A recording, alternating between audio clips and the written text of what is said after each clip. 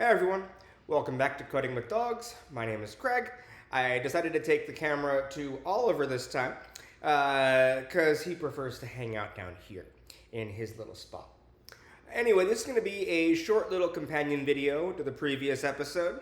I felt like it was getting a little bit long, and so I did leave out one really cool feature when it comes to RTL selectors that I want to cover real quick right now.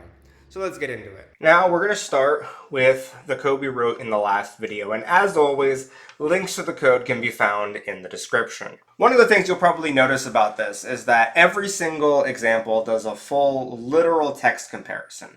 Now this is great and all, but it's also quite limiting, because at the end of the day, there's plenty of scenarios where you'll want to do a partial comparison, case insensitive, be able to handle dynamic output.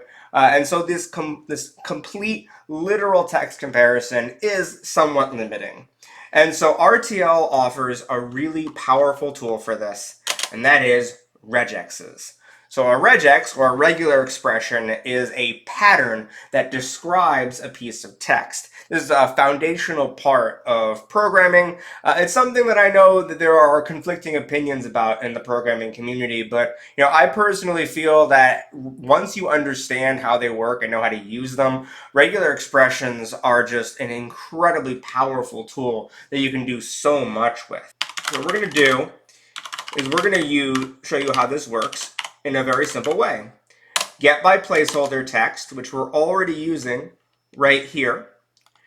But instead of a string, I'm going to use these two slashes to represent a regex. And I'm going to do the text. I'm going to put a little I here. I at the end means I'm making it case insensitive. And so right now, this little line right here is going to grab an element where the placeholder text matches this regex. This regex is doing a partial string comparison, and it's doing it in a case-insensitive way.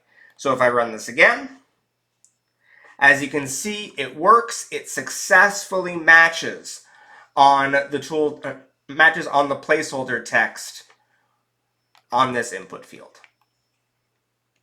Now, the great thing is regexes have near total support across the RTL ecosystem. Nearly every part of RTL's API that can accept a string can also accept a regex, allowing you to use the full power of regular expressions when selecting things in your UI. There are exceptions to this. A great example of it is any of the by role selectors. You'll notice that TypeScript calls it out right here. We can't pass a regex into this.